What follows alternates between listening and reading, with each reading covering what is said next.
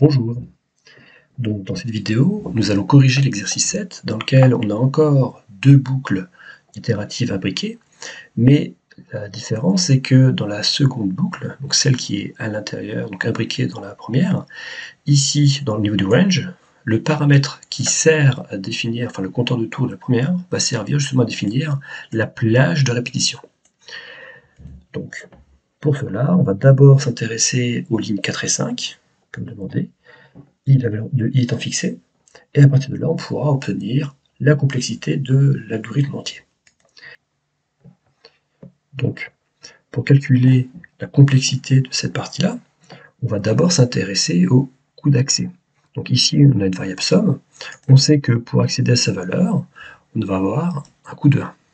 De même ici, on a accédé à la valeur contenue dans une cellule du tableau 2D. Donc on admet aussi que même si c'est un tableau 2D, le coût sera aussi de 1. On a comme opération une addition, donc là encore un coût de 1. On a aussi, après une affectation du résultat, dans la variable somme, et donc là encore un coût de 1. Ce qui fait qu'en tout, on a ici un coût de 4. Donc là en plus à ceci va s'ajouter, comme dans l'exercice précédent, le fait que j'ai un compteur de tours qui est ici j, donc cette variable j va me coûter 1 aussi, puisqu'à chaque itération, il va falloir incrémenter cette variable. Donc là aussi, on a, donc i étant fixé, je rappelle que i est fixé. Donc ici, on a une instruction range. Donc i étant fixé, i plus 1 ne change pas.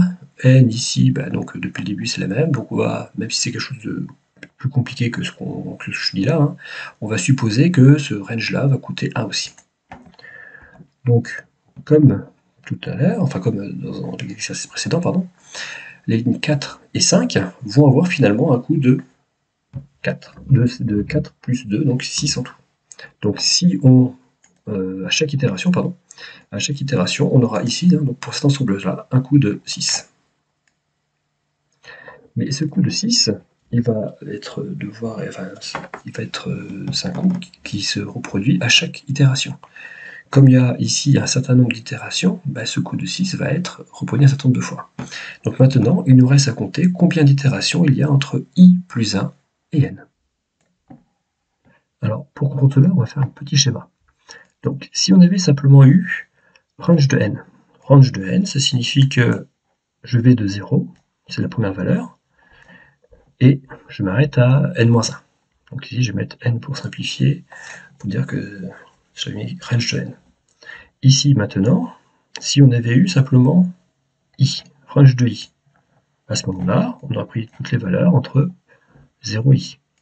Donc ça, c'est si j'avais eu range de i, on aurait pris ici, et ici, on a i valeurs. On sait aussi que si j'ai range de n, j'ai n valeurs.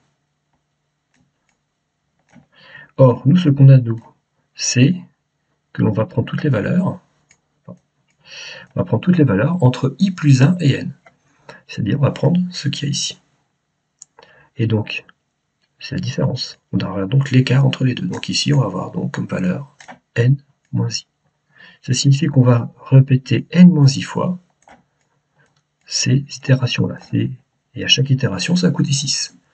Dès lors, le coût total, ça va donc être de 6 fois n moins i. Et donc le coût va dépendre du numéro d'itération que l'on considère. Et donc c'est pour ça que maintenant qu'on va revenir au programme complet, on va avoir un coût qui va être différent, suivant la valeur de i que l'on considère. Et donc, maintenant, si on regarde le programme en entier, donc on savait déjà qu'au niveau des lignes 3 à 5, c'est un coût de 6n moins i. Et maintenant, on va voir justement pour les différentes valeurs de i, qu'est-ce qu'on a. Donc au départ, i vaut 0. Donc quand i vaut 0, n moins i, ça vaut 6n. Donc au premier tour, ça a coûté 6n. Au tour suivant, i vaut 1, donc on aura 6 fois n moins 1. Au tour suivant, ça va être pareil, i augmentant, après 6, on a justement 6 fois n moins 2, et ainsi de suite. Donc l'avant-dernière valeur de i, ça sera n moins 2, mais si on fait n moins 2, il reste 6 fois 2. Et lors du dernier tour, la valeur de i, ça sera n moins 1, et donc il nous restera donc n moins n-1, donc il restera 1. Donc il restera donc comme coût 6 fois 1 pour le coût de ces répétitions de cette quatrième et cinquième ligne. Et donc ce que l'on veut comme coût pour connaître le coût total des lignes 3 à 5, c'est donc cette somme-là. Alors cette somme-là est un peu compliquée, surtout si on n'a pas fait SP maths, hein. Donc pour cela, si on peut voir qu'on fait la somme de tous les nombres entiers, 1, plus 2, plus 3, ainsi de suite, jusqu'à n, et le résultat on multiplie par 6. Alors nous avons vu précédemment que, à ce moment-là, ce produit, cette somme, 1 plus 2 plus 3 jusqu'à n, peut s'écrire comme étant égal à n fois n plus 1 divisé par 2. Et je multiplie donc ceci par 6. Et donc finalement, ce coût total va donc être égal à 6, ce coût total pour les lignes 3 à 5, pardon. Donc le 6 et 2 simplifiant, ça va donner donc 3 fois n plus 1. Donc là, on a trouvé le coût total pour les lignes 3 à 5. Donc de même, après, il faut rajouter l'affectation initiale, qui valait 1. Et donc, le coût total que l'on obtient, si on développe, ça donne finalement du 3n carré, plus 3n, plus 1. Donc ça, c'est le coût total de cet algorithme-là. Et donc, on retrouve ici que ce qui va dominer quand n va être très grand, ça va être justement n carré. Donc on retrouve bien un coût quadratique, comme dans l'exercice précédent. Donc voilà pour cet exercice. À bientôt.